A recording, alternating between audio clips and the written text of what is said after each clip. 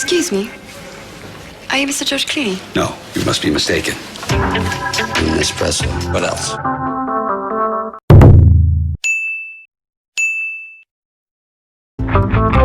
Nespresso. What else? 요즘 코로나로 인해 홈카페 쪽이 늘고 또 캡슐 커피 드시는 분들도 많아졌는데요. 캡슐 커피 머신을 누가 발명했을까요? 네슬레 직원이었던 엔지니어 에릭 파브르의 아이디어였는데요. 이탈리아 출신의 아내가 고향의 카페에서 마셨던 에스프레소를 늘 그리워하자 집에서도 바리스타가 만들어주는 커피를 즐길 수 없을까? 고민 끝에 1970년대 초 캡슐 커피 머신을 개발하는 데 이릅니다. 네스프레소는 네슬레가 만든 건데요. 네슬레가 갖고 있는 브랜드는 네스프레소뿐만이 아닙니다. 눈에 익은 브랜드들이 많죠? 네슬레는 스위스에 본사를 두고 있습니다. 전 세계 식품 기업 1위, 스위스 상장사 중 시가총액 1위.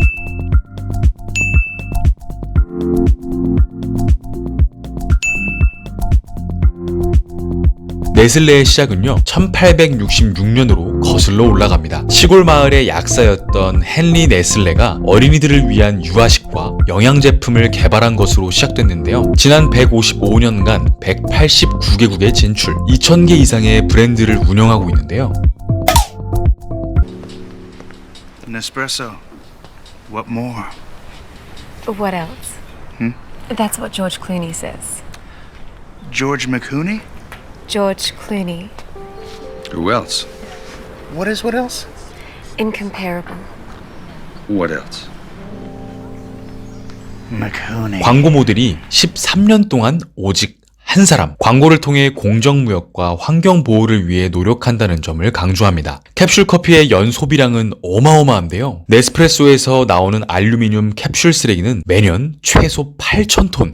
1톤의 알루미늄을 생산하려면 이산화탄소도 8톤이나 배출되겠죠. 네슬레는 지속 가능한 알루미늄을 위해 캡슐 재활용 정책을 펼치고 있답니다. 알루미늄 생산 과정에서 온실가스와 폐기물 배출을 최소화했다는 알루미늄 관리계획 마크를 인증받았다고 홍보합니다. 2017년 네슬레가 미국 스페셜 커피 브랜드 블루보틀을 인수한다고 발표합니다. 블루보틀 지분 68%를 약 4억 2천만 달러에 사들였는데요. 블루보틀은 핸드드립으로 느리게 내려주는 커피 맛에 반한 사람들이 줄을 서면서 유명해졌고 커피계의 애플로 불리며 빠르게 매니아층을 만들었습니다. 네슬레는 커피 매니아들을 공략할 틈새 브랜드까지 찾은 셈입니다. 그리고 블루보틀에 이어 스타벅스 2018년 8월 커피 제휴를 맺습니다. 네슬레는 스타벅스에 71억 5천만 달러를 지불하고 스타벅스 브랜드로 슈퍼마켓과 식당 등에서 원두와 커피, 캡슐을 판매할 수 있는 영구적인 권리를 확보했습니다. 요즘 커피 머신이 스타벅스 캡슐과 호환되는 것도 이 때문입니다. 또한 요즘 소비 트렌드에 맞게 채식 전문 브랜드인 스위트 어스를 인수해 대체육 개발에 돌입합니다. 2020년 9월 땅콩 알레르기 치료제 선두주자로 불리는 에이뮨 테라퓨릭스를 26억 달러에 인수하기로 합의합니다. 참고로 땅콩 알레르기 치료제 시장이 2027년까지 1700배 이상 성장할 것으로 예측했습니다. 이런 실적 덕분에 네슬레 주가는 올 들어 5% 이상 뛰었고요. 상반기 순이익도 지난해와 비교해 18.3% 증가한 64억 6천만 달러를 기록했습니다.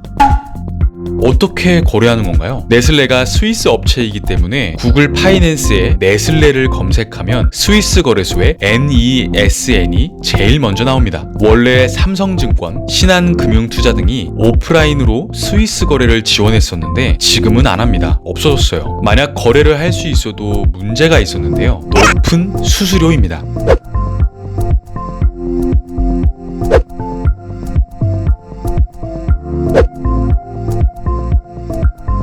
독일에도 상장돼 있는데요. NESM이라고 표기되어 있는 네슬레를 유로화로 사면 됩니다. 하지만 이 또한 수수료가 문제입니다.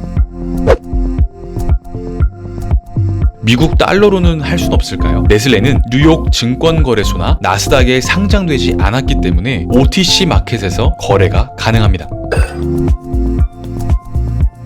매년 보관 수수료를 현지 증권 수탁소에서 떼가기 때문에 보관 기관 수수료를 꼭 확인해야 합니다. ETF 방식도 있는데요. 미국 ETF 상품 중 유럽 기업에 투자하는 겁니다. 유럽 시장에 직접 투자하는 것이 아니기 때문에 최소 수수료를 낼 필요가 없고 최소 거래 제한에도 걸리지 않는 장점이 있습니다. 유럽을 기초 자산으로 하는 ETF는 총 90개가 있고 평균 수수료는 0.61%, 가장 큰 규모의 관련 ETF는 뱅가드사의 VGK입니다.